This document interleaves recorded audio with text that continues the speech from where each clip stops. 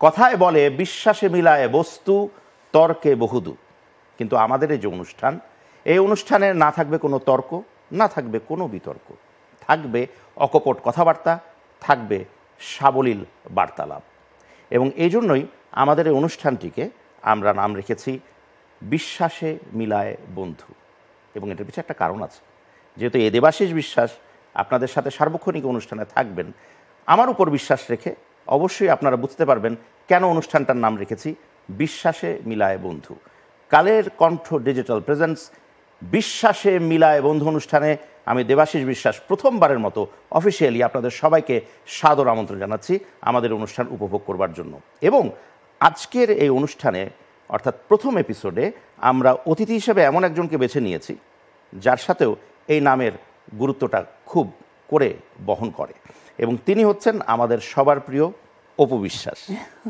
তো এক বিশ্বাসে যদি বন্ধু হওয়া যায়, দুই বিশ্বাস মিলে তো বন্ধুত্বটা আরও গাঢ় হতেই পারে।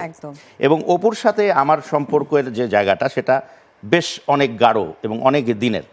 তো সুতরাং আমরা আসলে কাজ করতে করতে এমন একটা পর্যায়ে এসেছি যেখানে আমাদের মধ্যে তর্ক বিতর্ক ঊর্ধ্বে আমরা বন্ধুত্বের জায়গাটাকেই বেশি দেখি। একদম অধিকার বন্ধু সব একদম একদম।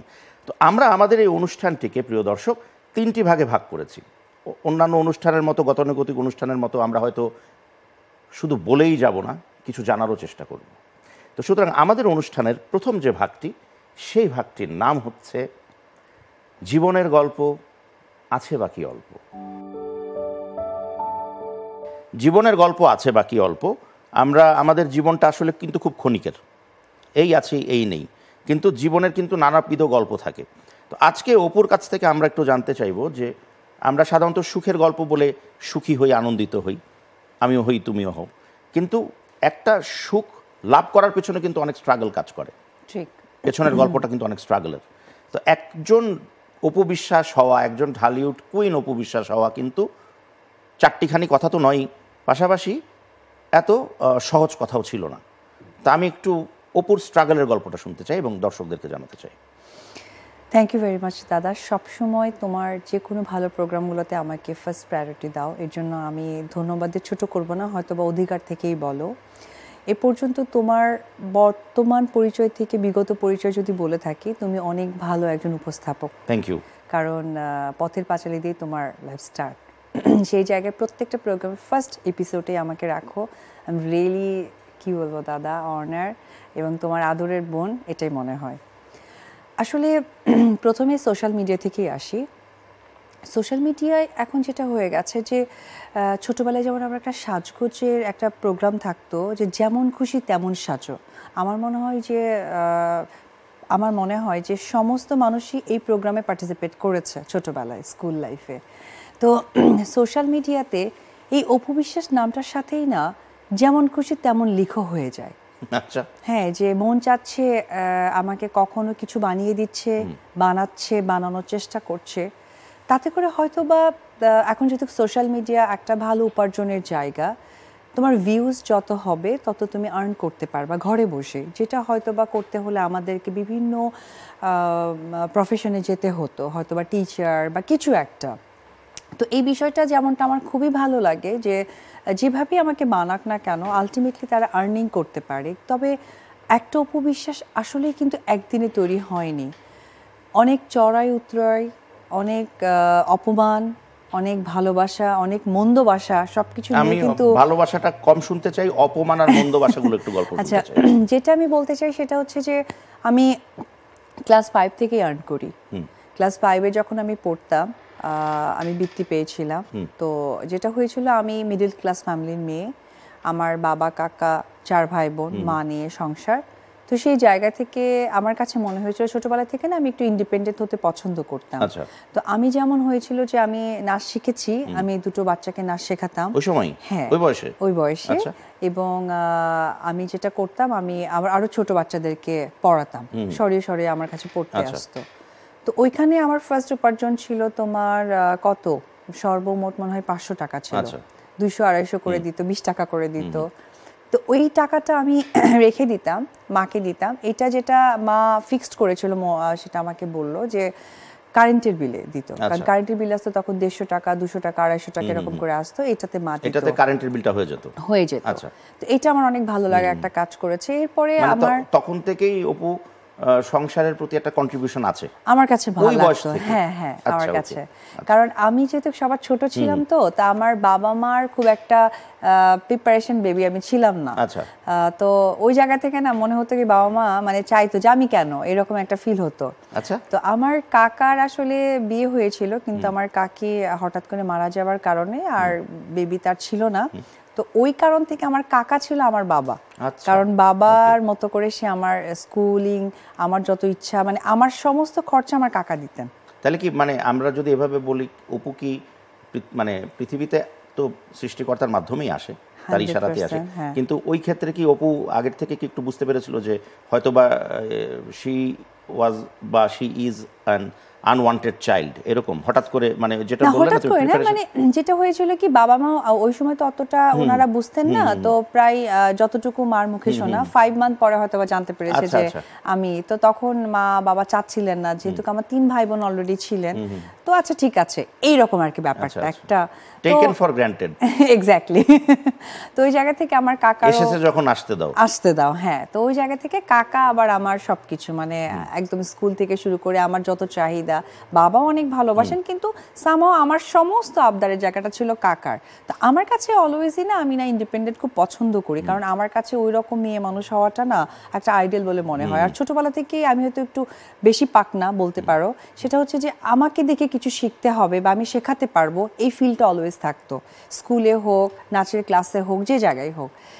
তো যে কথাটা বলতে চাচ্ছি, আমি যখন কোটি টাকার কাবিন করলাম, আমাকে যখন দীপজল ভাই ডাকলেন, এবং সহকারে অবশ্যই যে দুজন মানুষকে আমি এখনো মানে থ্যাঙ্কস জানাবো, এফআই মানিক, মাসুম বাবুল দাদা এবং শাকিব খান, তারা 3 জন মিলে যখন ডিসাইড করলেন ওকে ফাইন কোটি টাকার কাবিনটা করবে। এরপরে কিন্তু আমি একটা সিনেমা করেছি, 2টো করেছি, 3টে করেছি। আমি একটি ডিরেক্টরের কথা আমি বলবো না, বাট আমার একটা সিনেমা শুটিং এমন হয়েছিল যে আমি শুটিং করছিলাম তোমার ইয়েতে, আমাদের যেখানে ওই যে তোমার শিপ টিপ থাকে, কি বলে ওটা, Shipyard সদরঘাট, বলে, হ্যাঁ, সদরঘাট, হ্যাঁ। সরি। তো সদরঘাটে শুটিং করছিলাম, তো সামহাও এই বিকেল হয়ে গেছে, তো মা আমার সাথে তো সার্বক্ষণিক থাকতেন, তো মার প্রচন্ড ক্ষুধা পেয়েছে, তো মা বললো আমি একা কেন খাবো, আমাকেও খাইয়ে দিবে।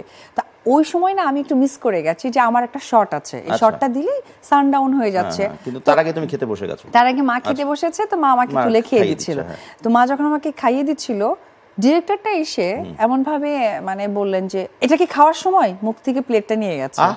হ্যাঁ, ওকে। তো এই বিষয়টা নিয়ে মনে করেন মা খুব কষ্ট পেয়েছে, খুব স্বাভাবিক। মা খাননি, এবং মা একটা সময় গিয়ে আমাকে বলছে যে না, ওই ডিরেক্টর হলো, তুমি কাজ করো না।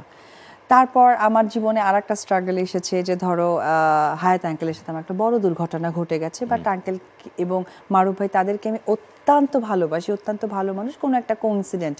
তো এই জায়গা থেকে ওটা ইন্ডাস্ট্রিতে বেশ চাওরও হয়েছিল এবং হ্যাঁ, চারিদিকে তো এটা, এইটা হচ্ছে কথা। এবং আমি ওদিন আমি ছিলাম, আমি সামাও এফডিসির কোনো একটা কাজে ছিলাম, এবং অপু বিশ্বাসকে আমি অঝোর ধারায় কাঁদতেও দেখেছি, কথা কি সত্যি কিনা। হ্যাঁ, তো এইটা একটা বিষয়। তারপরে আরো একটা হয়েছিল যে আমার হোসেন মামা, একজন মামার সাথে আমার ড্রাইভার মোহাম্মদ হোসেন সাহেব, হ্যাঁ, মামা হচ্ছে, যেটা হয়েছিল যে আমার একটি সিনেমায় কনভেন্সের জায়গাটা আমার ড্রাইভার বেশি নিচ্ছে, সেটা আমার জানার কথা না, কিন্তু আমাকে কিন্তু প্রায় 1 মাস সিনেমা শুটিং করতে দেওয়া হয়নি। তাই? হ্যাঁ, তো এই যে মানে তোমাকে কি নিষিদ্ধ করা হয়েছিল? আমাকে এরকম? নিষিদ্ধ করা হয়েছিল যে আমি এই যেন- অপরাধে, এই অপরাধে কনভেন্স বেশি নেওয়ার অপরাধে। আমি নেই নাই, আমার ওই তো, ড্রাইভার নিয়েছে, আমি হ্যাঁ। জানতামও না, যার কারণে আমার বাসায় যখন নোটিশ এসেছে, নোটিশটা দেখে আমি অবাক হয়ে গেছি। পরে আমি মামাকে বললাম, মামা আমি তো বিষয়টা জানি না, আর আমার ড্রাইভার কি করতে পারে সেটা তো আমার জানার বিষয় নয়।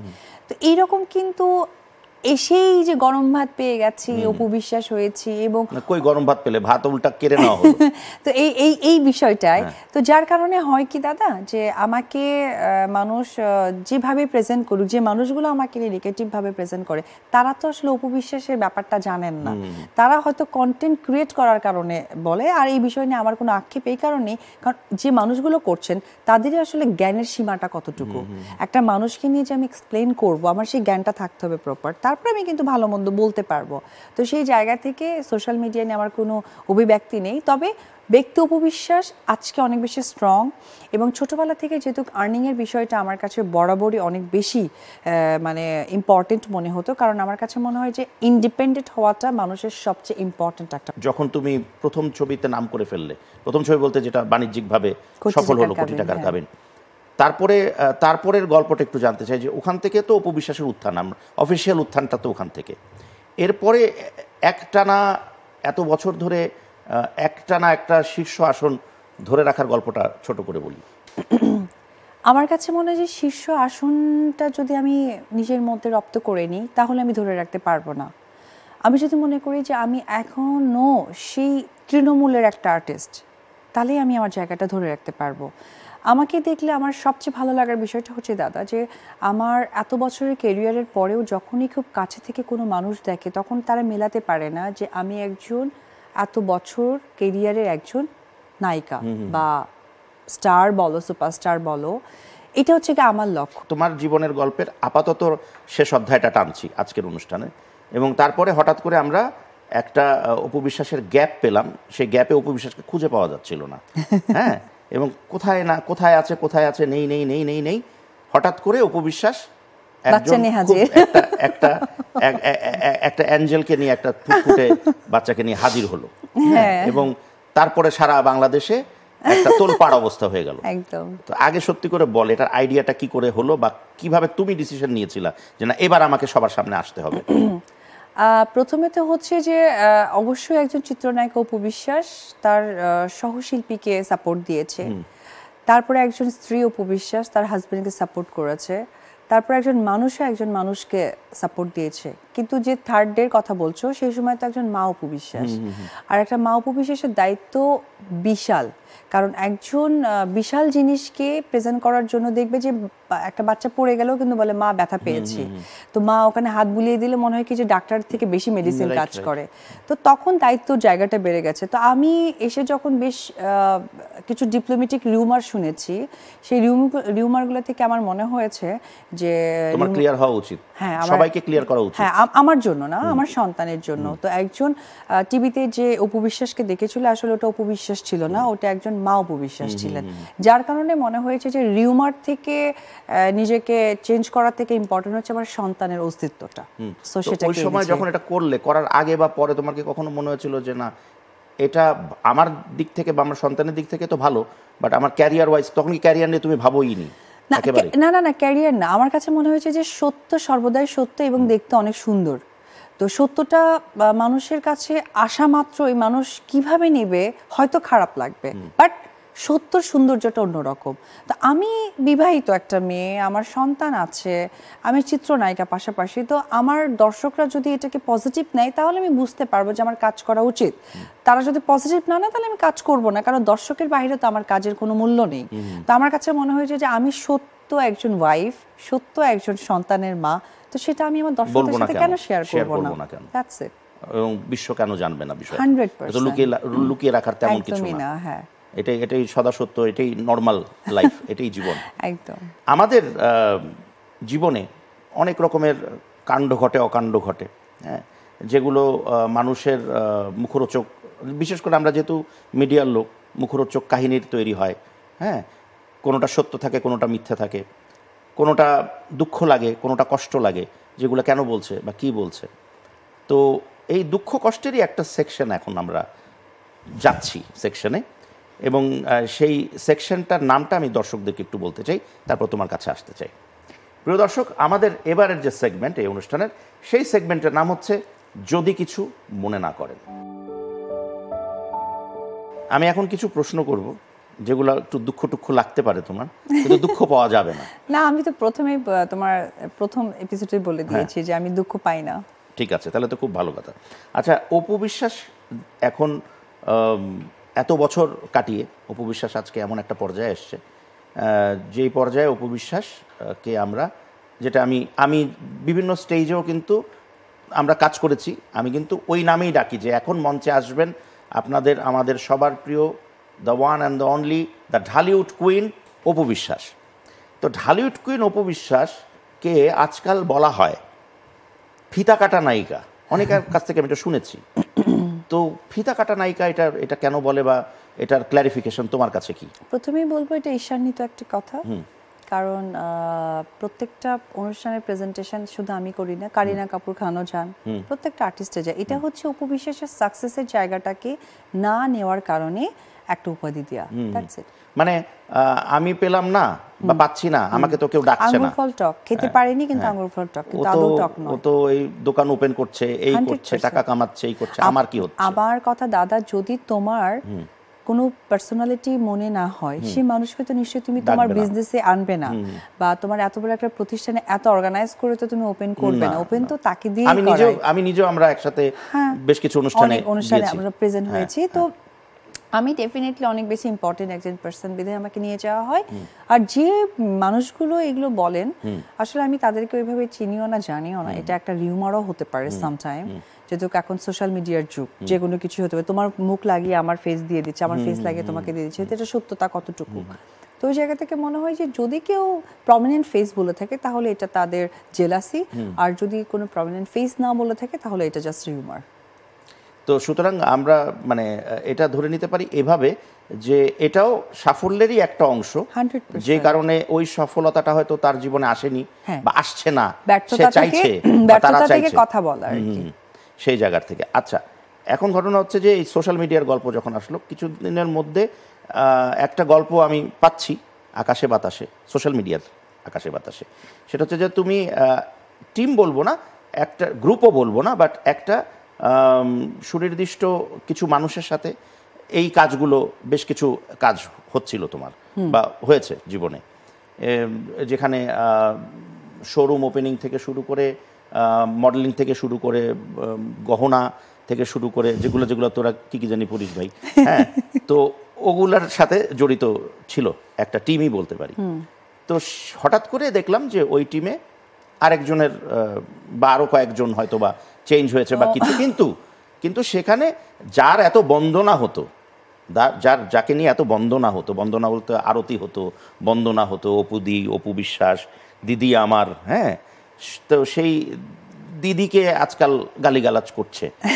তো এই জায়গাটা এটা দেখো দাদা, মানে তুমি যে প্রশ্নগুলি করবে না কেন, আমরা প্রথম এপিসোডে কথাগুলো বলে এসেছি যে গোল দিতে গেলে তো মাঠে দুই সাইডে দুটো থাকে।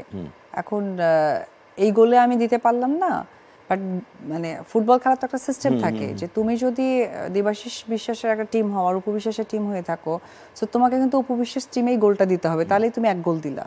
এখন তুমি বল ধরে নিয়ে গিয়ে তোমার নিজের গোলে দিয়ে দিলা, তাহলে তার গোল হইলো না। কিন্তু হ্যাঁ, তোমার মাধ্যমে কিন্তু তাদের উত্থান বেশ কিছু জায়গায় হয়েছে। এই যেটা হয়েছে কি না, আলটিমেটলি ওনারা নিজেদের যে পরিচয়টা দিয়েছে সেটা হচ্ছে কি, ওটাকে কি যেন বলে, স্বার্থপর নাকি যেন বলে, অকৃতজ্ঞ, স্বার্থপর, তো তারা সেলফিশনেস, তো তারা তাদের পরিচয়টা দিয়ে দিয়েছে। আর আমার পয়েন্ট অফ ভিউ যদি বলতে পারো, আমার কোনো সে নেই, কারণ মানুষ আমাকে দিয়ে উঠবেই, এই জন্যই আমি উপবিশ্বাস। আজকে নায়ক শাকিব খানকে দিয়ে উপবিশ্বাসের নাম ছড়িয়েছে, তো নায়ক শাকিব খান কি সেটা বলবে? বা নায়ক শাকিব খানকে দিয়ে প্রিয়তমার যে চিত্রনায়িকাটা সে প্রেজেন্ট হয়েছে, তো শাকিব খানকে বলবে এই আমাকে দিয়ে কেন হলা? এগুলোতে আমার কোনো প্রবলেম নাই। আমাকে দিয়ে একের অধিক মানুষ উঠতেই পারে এবং উঠছে, সেটা সকলেই জানে। তো অকৃতজ্ঞবান তারাই হয়ে গেছেন, আমার কোনো কিছু না। তবে হ্যাঁ, যেটা আমার কাছে মনে হয় যে সামটাইম মনে হয় যে তাদের কাজগুলোর মধ্যে আমি বেশি ইনভলভ হয়ে যাচ্ছি, এবং কাজের যে কি বলে একটা সুন্দর কাজের যে প্রেজেন্টেশন, সেটা মনে হয় ডে বাই ডে কমে যাচ্ছিল। তো কেরিয়ারটা যেহেতু আমার, ডিসিশনটাও আমারই হওয়া উচিত। তো আমার সামটাইম মনে হয়েছে যে আমার একটা খুব পশ কাজের জায়গাটা নিজেকে এক্সপোজ করা দরকার। আমি নিজেও চেয়েছি যে আমার আসলে কাজের চেঞ্জেস দরকার। হ্যাঁ, চেঞ্জ এই কারণে দরকার। আমি আরেকটা জিনিস একটু বলতে চাই, যে যেটা হয়তো তোমার সাথে মানাচ্ছিল না, এক্স্যাক্টলি, হয়তো একটু দেরিতে হলো তোমার বোধগম্য, আমার বোধগম্যটা হয়েছে। সো আমি থ্যাঙ্কফুল জানাই যে নিজেরা তাদের কারণে অকৃতজ্ঞবান পাবলিকের কাছে হয়েছে, আর ফলশ্রুতিভাবে অপবিশ্বাস একটা গুড প্রেজেন্টেশন কাজে নিজেকে যুক্ত করতে পেরেছে। বেঁচে গেছো। আচ্ছা, আরেকটা জিনিস হচ্ছে যে দেশের বাইরেও, বিশেষ করে একটু আমি যদি পার্শ্ববর্তী দেশের গল্প বলি, একটু বসিরহাট, আগরতলা, ওই অ্যাঙ্গেলে, যে ওদের ওখানে ওগুলোকে বলা হয় মাচা, মানে মঞ্চ, সেখানেও কিন্তু তোমার একটা ডিমান্ড আছে, অনেক শো করেছে ওইখানে। তো ওইখানে অনেক সময় অনেকগুলো ভিডিও ক্লিপ এসছে, যেখানে হয়তো এমন অ্যাঙ্গেলে অপু বিশ্বাসের শর্টসগুলো নেওয়া হয়েছে যাতে অপু বিশ্বাসকে দেখতে অড লাগে, এবং ওই জিনিসগুলো কিন্তু মানুষ ছড়িয়েছেও। এক্স্যাক্টলি। আমি কি ভুল বললাম? না না না, একদম পারফেক্ট, কারণ তুমি সোশ্যাল মিডিয়ার মানুষ, হ্যাঁ, তুমিও জানো, হ্যাঁ। সবাই জানে, এবং এই দর্শক যারা এই মানে আমাদের এই প্রোগ্রামটা দেখছেন তারাও এই বিষয়গুলোর সাথে রিলেট করা। সো আমার ওভারঅল মিলে একটা কথাই বলবো তখন দাদা, অনেকে বলেছিল এটা এটা নায়িকা এরকম কেন, এই যে বিষয়গুলো এসেছিল কিন্তু। এক্স্যাক্টলি। আমি পরিশেষে একটি কথা স্পষ্ট বলতে চাই দাদা, আমার ক্যারিয়ার আমাকেই তৈরি করতে হবে, যেটা আমি আজও অবধি রান করছি। যখন আমার যেটা মনে হবে যে এটা আমার জন্য প্রযোজ্য নয়, সেখান থেকে আমি নিজেকে পিছিয়ে আসবো। সো আমি সেটাই করেছি। যেমন আবারও বেলা শেষে একটি উদাহরণ সারা জীবনই আসবে আমার মনে হয়, আমার লাইফ থেকে শুরু করে এবং কাজের জায়গা পর্যন্ত। শাকিব খান আগে বাংলা সিনেমায় অনেক কাজ করতেন, এখন কিন্তু সে বাইরের টিম নিয়ে কাজ করে, এটা নিয়ে অনেকেই অনেক কথা ছড়িয়েছেন। তো বেলা শেষে রেজাল্ট যখন তোমরা দেখতে পেরেছো, তখনই কিন্তু তোমরা বলেছো যে না, ওয়াজ একমাত্র 1 থেকে 100 অব্দি হিরো বলতে গেলে শাকিব খানের নামটাই আসে। তো সে তার বেটারমেন্টটা জানে যে কোথায় আমাকে কোথায় ইনভলভ হতে হবে, কখন কোন সময়। তা আমি তার ব্যতিক্রম নই। That's it. Apu, thank you so much আমাদের এই অনুষ্ঠানটিকে আরো প্রাণবন্ত করে তোলার জন্য। না, এবং দাদা। অনুষ্ঠানটার প্রায় শেষ প্রান্ত, এখন আমাদের থার্ড সেগমেন্ট, এবং থার্ড সেগমেন্টটা কি সেটা তোমাকে পরে বোঝাচ্ছি, আগে একটু দর্শকদেরকে বলে আসি। প্রিয় দর্শক, আমাদের এই অনুষ্ঠানের তৃতীয় এবং সর্বশেষ সেগমেন্টে এখন আমরা যাব, যেই সেগমেন্টটির নাম হচ্ছে যাহা বলিব সত্য বলিব। ওখানে বলেছি, তুমিও শুনেছো, ঘটনাটা হচ্ছে আমাকে মনে হচ্ছে যে আমি কোনো কাঠগড়ে উঠে গেছি। যাহা বলিব সত্য একদম বলিব। সত্য বিনা মিথ্যা বলিব না, ব্যাপারটা এরকমই। এখন এটা তোমাকে প্রতিজ্ঞাও করতে হবে, আমি তো বলেছি, তুমিও বলো, তাহলে আমি বুঝবো যে তুমি সত্য কথা বলবো। না, বলো। আমি অলওয়েজ সত্যি কথা না, না, বলি বলতে দাদা। হবে। আচ্ছা, যাহা বলিব সত্য বলিব। ঠিক আছে, ডান। আচ্ছা, ছোট ছোট করে প্রশ্ন, ছোট ছোট করে উত্তর। উত্তর যদি বড় দিতে ইচ্ছা করে দিতে পারো, কোনো সমস্যা Okay. নেই। কথায় কথায় চলে এসছে অনেকবার একজনের নাম পুরো ইন্টারভিউ জুড়ে, এবং তোমার জীবন জুড়েই তার নাম আছে, এবং বাংলাদেশের সবচেয়ে বড় মেগাস্টার, বা আরো যদি বড় কিছু বলা হয় শাকিব খান, এক নামে বলো। হ্যাঁ, তো খান সাহেবকে এখনো ভালোবাসো? অবশ্যই ভালোবাসি। কি হিসেবে? হিসাবটা কি না, আচ্ছা। আমার সবকিছু মিলেই তো। হুম। একজন উপবিশ্বাস হওয়ার পেছনে মানুষটা, একজন মাতৃত্বের সাথেই মানুষটা, আমার গার্জিয়ান, আমার সন্তানের বাবা। সব ফেলে দাও, সব হারিয়ে গেল জীবন থেকে, আচ্ছা। নতুন অপু বিশ্বাস, নতুন শাকিব খান, হ্যাঁ। এগুলো হয়নি।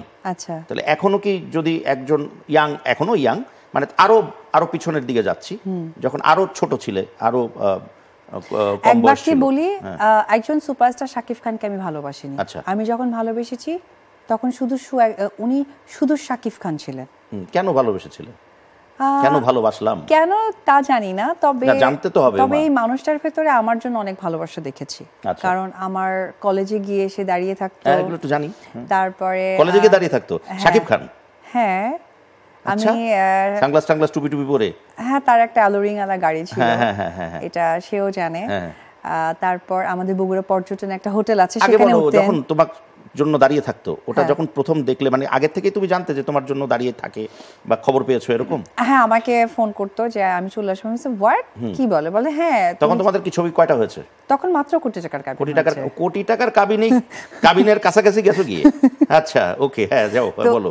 ওই জায়গা থেকে এটা আমাকে অনেক বেশি মানে খুব স্বাভাবিক না, আমি মাত্র কলেজে উঠেছি, এটা আমার কাছে তো অন্যরকম একটা তখন ড্রিম ওটা একটা ব্যাপার। উনি তখনও তো শাকিব খানই। উনি তখন শুধু শাকিব হ্যাঁ, খান। হ্যাঁ। তো সেটা আমার কাছে অনেক ভালো লেগেছে। তারপর এত সুন্দর একটা ছেলে, এত বড় নায়ক, আমার জন্য এক্স্যাক্টলি। কলেজ পড়ুয়া একটা মেয়ে আমি, কোমল কোমল মন।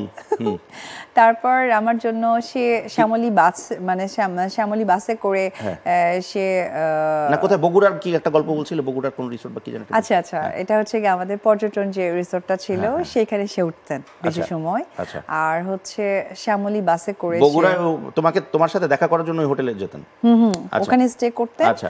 আর আমাকে বলতো যে তুমি জাস্ট 1 ঘন্টা পর বাইরে আসবা, আমার গাড়িটা দেখতে পারবা। এটা উনি কিভাবে বলতেন একটু বলো না, শুনি টেলিফোনে। তাতে মিমিক্রি হয়ে যাবে। একটু দাও। তার মিমিক্রি আমার থেকে ভালো কেউ পারে না। ওইটুক শুধু শুনতে চাই। না, তখন তো আসলে এই ব্যাপারটা খুব কম ছিল। তখন ধরো ফোন দিত তো, হ্যালো বব, জাস্ট 1 ঘন্টা পর তুমি তোমার কলেজের বাইরে আসবে, তারপর দেখতে পারবে। ওরে রোমান্স, আরে বাপ রে, রোমান্স আছে কিন্তু। আর সে তো খুব আস্তে কথা হ্যাঁ, হ্যাঁ, বলতো। সে খুব আস্তে আমি কথা অনেক বলে। সময় ভাবতাম কি, হ্যালো হ্যালো, কি বলছেন আপনি? আপনি শুনতে পারোনি? না। তুমি নিশ্চয়ই শুনেছিলে, আর একটু শুনতে চাচ্ছিলে। না, আমি তো ভয়ে ভয়ে শুনতে পারতাম না দাদা। অনেক সময় ভয়ে আমার কান বন্ধ হয়ে যেত, মানে আমি এমন করে আরেকটা কানে দিতাম। আই ডোন্ট নো, এটা আমার কি একটা ব্যাপার, আমি অনেক ভয় পেলে আমার একটা কান বন্ধ হয়ে যায়। আচ্ছা, তারপর তারপর আরেকটা কি আর বলছিলে? তারপর শ্যামলী। হচ্ছে শ্যামলী বাসে করে সে চ্যাংরাবান্ধা বর্ডার হয়ে একবার ইন্ডিয়া গেছে। তো জাস্ট বাস থেকে নেমে তার ড্রাইভার ছিল একজন মনসুর। মনসুর আমাকে ফোন করেছে, ফোন করে বলতেছে, আপা আপা আমরা না চ্যাংরাবান্ধা বর্ডার। আমি মানে তখন ভোরবেলা, মানে রাতে ইন্ডিয়াতে যাচ্ছিল কেন, বগুড়া ছেড়ে? ইন্ডিয়াতে তখন আমি তুমি ছিলাম। ছিলে। আচ্ছা, মানে বগুড়াও না, মানে যেটাকে বলে বর্ডার ক্রস করে ওই পারে চলে যাওয়া। আরে বাপরে, বর্ডার ক্রস ভালোবাসা। হ্যাঁ, বর্ডার ক্রস ভালোবাসা। তো তারপরে ধরো বলেছে পরে, আমি তো মানে চারো হাত পে লাফায় উঠেছি। আর আমার মেজো বোন অলওয়েজ আমাকে সাপোর্ট দিত এই বিষয়টা, কারণ আমার মেজো বোনই সবকিছু জানতেন। যখন বললাম দিদি এই অবস্থা, তখন দিদি আবার দাদাকে বললো যে সাকিব থেকে, দাদাও তো 3 হাত পে লাফায় উঠছে। তখন ভোরবেলা আর কি, মানে সারা রাতের বাসে সে এসেছে এবং শুটিং এ ফাঁকি দিয়ে, পরে কিন্তু সকালে শুটিং, সমস্ত আর্টিস্ট কিন্তু ওখানে রেডি, আচ্ছা, সেই ফাঁকি দিয়ে সে কিন্তু এসেছে। হিরোইন তো এইদিকে। তার ওই ছবির না হোক, তার লাইফের হিরোইনটা লাইফের এখানে। হিরোইনটা এইদিকে। হ্যাঁ, তো ওই জায়গা থেকে পরে দাদাকে বললাম, দাদা যেহেতু দিদিদের গাড়ির বিজনেস, তো দাদা সঙ্গে সঙ্গে বললো যে ঠিক আছে, একটা গাড়ি নিয়ে ড্রাইভারও রেডি থাকতো, বর্ডার অব্দি চলে গেল। আর তাদের বাসা থেকে ওই বর্ডারের ডিস্টেন্স হচ্ছে 1.5 ঘন্টার মতো। জাস্ট 1.5 ঘন্টা, মানে আমার দাদা নিজেই চালাইলো, আমিও ছিলাম দাদার সাথে, মানে উড়ে উড়ে গেল। উড়ে উড়ে গিয়ে তাকে নিয়ে তারপরে শিলিগুড়িতে একটা হোটেল ছিল, অ্যাপেলো হোটেল, সেই হোটেলে দাদা আবার ফোনে বুক টুক দিয়ে রেখেছে যাতে না আসে। তো এই তো এই জন্য এটা ভালো লাগলো কেন, মানে একজন শাকিব খানও যে একজন হিউম্যান, একজন মানুষ যিনি প্রেমে পড়তে পারেন, যিনি ভালোবাসতে শুধু পারেন। তাই না, আমাদের যেদিন বিয়ে হয়েছে তার আগের ওর একটা কথা আমার এখনো কানে বাঁধে। মানে ও না অনেক সরল সোজা টাইপের মানুষ, যেটা আমার খুব ভালো লাগে। লাইক বলেছিল যে আমরা বিয়ে করে ফেলি। তাই আমি বললাম বিয়ে করে ফেলবো, কিন্তু মানে কিভাবে, কি সম্ভব? বলে একজন হাজবেন্ড যেভাবে একটা ওয়াইফকে ভালোবাসে, আমি ঠিক একজন এই হাজবেন্ডের জায়গা থেকেই তোমাকে ভালোবেসে বিয়ে প্রেম করতে কতদিন চাই। ছিল, এবং তার মানে ছিল বলতে কতদিন কন্টিনিউ করার পর বিয়েটা হয়েছিল? আসলে আমাদের প্রেমটা খুব একটা করতেই পারিনি, কারণ আমার মায়ের এত কমিটমেন্ট, এত কিছু প্রেশার ছিল, সেই জায়গা থেকে আমাদের বিয়েটাই খুব দ্রুত আচ্ছা, হয়ে গেছে। আমাদের দেশের কনটেক্সটে তোমাদের দুইজনের বিয়ের যে অ্যাঙ্গেলটা, সেটা কিন্তু অনেকটা জটিল ছিল। 100%। হ্যাঁ, সেখানে তোমার কোনো প্রতিবন্ধকতা তোমার ফ্যামিলির থেকে হয়নি? 100%। আমার মা ফার্স্টে মানেননি, পরে মানতে হয়েছে, যেহেতু ওর ফ্যামিলির লোকরা অনেক ভালো। আমার শ্বশুর শাশুড়ি যারা সাকিব আছেন, ভাই মানিয়েছেন তোমার মা, মানে মাসিমাকে কিছু বলেছিলেন এরকম আসলে যে? ও এত সফট একটা মানুষ না, আমার মনে হয় যে তুমিও এটা স্কিপ করতে পারবা না। অনেকে অনেক রাগ দেখায় না, আজকে শাকিব খান, আজকে শাকিব খান এটা করছে, এই ভুলটা দেখে যে গিয়ে সে বলে না ভাইয়া এই কাজটা করেন, ওই লোককেও আমি দেখছি জি হিরো করবেন। তো আমার মাও সেম ব্যাপারটা ছিল যে অনেক কিছু করবে, বাট যখন মানে সাকিবকে দেখতেন বা কিছু করতেন, মা পাগল হয়ে যেত, ওকে কি খাওয়ানো যায়, কি করতে পারে কি। আর সে আমার, আমি শুনেছিলাম যে বগুড়ার ইতিহাসে হ্যাঁ, সবচেয়ে বড় জামাই আদরটা সাকিব খানই পেয়েছেন এখন পর্যন্ত। হ্যাঁ, এবং এটার সবচেয়ে বড় সাক্ষী ছিল চাষি আঙ্কেল। কারণ মানে ওর জন্য যে রান্না হয়েছিল, মানে আরেকটা চ্যানেলের লোকেরা অনেকে গিয়েছিলেন, তারা জাস্ট পাগল হয়ে গেছে। তো আমার মা চেয়েছে তাকে একদম সেই জামাই টানা, সেই সন্তানটার রূপে দেখতে, এবং সেও আমার মাকে, আমার দাদুকে, আমার দিদাকে অনেক ভালোবাসতেন, আমাদের পরিবারের সবাইকে।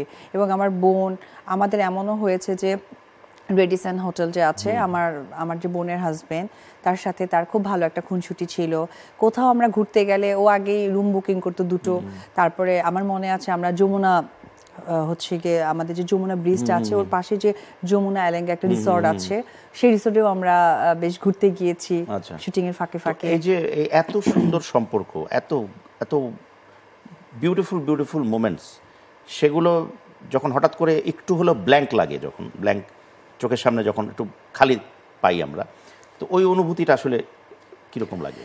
এই অনুভূতিটা আসলে আমি ফিল করতে পারি। এই যে মানুষ যে রিউমার গুলো লেখে বা যা কিছু করে, আসলে তারা, সেটা তো রিউমারের জায়গায়। আমি বলছি যে এই যে এত সুন্দর সুসম্পর্ক, যেটা একটা পর্যায়ে গিয়ে আমরা জানলাম যে সম্পর্ক হয়তো এখনো একই রকমই আছে বা ভালো আছে, বাট তারপর একটা বাধা বা একটা বিপত্তির সৃষ্টি হয়েছে, এটা আসলে আমি কি বলবো, এটা আসলে আমার কাছে সামটাইম ডেস্টিনি বলে মনে হয়। আর আমি না দাদা নেগেটিভ জিনিসটাকে খুব কম গ্রহণ করি, কারণ নেগেটিভ মানে তো সবই খারাপ, পিছিয়ে যাওয়া। হ্যাঁ, তো আমার কাছে মনে হয় যে আচ্ছা যেটা হোভার ছিল হয়ে গেছে, সেটা নিয়ে আর না। বিয়ের প্রস্তাবটা কে মানে কিভাবে উনি দিয়েছিলেন প্রথম? হ্যাঁ, তুমি তো বললে সেরকম। কিছুটা ওরকমই, কারণ আমার তোমার পক্ষ থেকে কোনো হিন্ট আসেনি? 100% না হলে কি করে না, যেটা হয়েছিল কি না, যেটা হয়েছিল কি না, আমাদের যেটা হয়েছিল যে আমরা সোয়ান ভাইয়ের সিনেমা শুটিং করছিলাম। তো ওই শুটিং এর এক ফাঁকে যে ব্রেক হয় না আমাদের, বিকেল টাইমে সবাই খেতে বসে, তো এরকম খাওয়ার সময় হয়ে গেলে না সাকিব অপু উধাও হয়ে যেত। আসলে কই যেতাম সেটা আমরাই জানতাম। তো ওই জায়গা থেকে আমার মনে আছে তখন আমি মিরপুরে থাকতাম। সবাই জানে যে তোমাদের মধ্যে একটা সম্পর্ক আছে। হ্যাঁ, একটা সম্পর্ক আছে, ইন্ডাস্ট্রিতে তো জানে, সবাই জানে, বুঝতেও পারতো। কারণ আমি তো তার অর্ডার ছাড়া কোনো ড্রেসও পরতাম না, তার অর্ডার ছাড়া কোথাও তাকাতাম না। মানে সেটে এরকম করে চোখ মিললেও তো মনে হয় যে সে ইশারা দিয়েছে, তখন তাকাতে পারতাম বা আমি তাকাতাম। আমি ওই প্রায়োরিটিটা আজও মানে আজকে পর্যন্ত আমি তারটা ফলো করার চেষ্টা করি। তো সেই জায়গা থেকে যেটা হয়েছিল, আমি মিরপুরে থাকতাম, মিরপুরে যে শাহালি মাজারটা আছে এবং ওইদিকে যে একটা রোড আছে, ওইখানে গিয়ে তার তখন একটা হেরিয়ার গাড়ি ছিল ব্ল্যাক কালার, সেই হেরিয়ার গাড়ির মধ্যে সে আমাকে কথা দিয়েছে এবং আমরা নেক্সট শুক্রবারে বিয়ে করে ফেলবো, তুমি রাজি কিনা? হ্যাঁ, আমিও রাজি। কি করে বলেছিল মানে একটু জানতে চাই, ও মোমেন্টগুলো আমরা ক্রিয়েট করার চেষ্টা করছি। আসলে আমি একটু হয়ে যাচ্ছে, লাইক সে আসলো, আর আমাদের কমন একজন ভাই ছিলেন মামুন ভাই। মামুন ভাই ছিলেন তার সাথে গাড়িতে, আর আমি ন্যাচারালি মাকে বললাম, মা আমার কিছু জিনিস কিনতে হবে, আমি একটু বাজারে যাব। তো ওই কথা বলে আমিও আমার গাড়ি নিয়ে বের হলাম। বের হয়ে ঠিক আমরা ওই যে আশুলিয়া রোডটা যে আছে ওই রোডে আমরা দাঁড়ালাম, তার গাড়ি দাঁড় করানো, আমিও গেলাম যথারীতি আমার গাড়ি থেকে নেমে তার গাড়িতে উঠলাম, আর তার গাড়ি থেকে মামুন ভাই নেমে গিয়ে আমার গাড়িতে উঠলো। তারপরে সে তো খুব সফট কথা বলে, প্রথমে বললো যে আমরা বিয়ে করতে চাই। তার সে আমিও তো করতে চাই।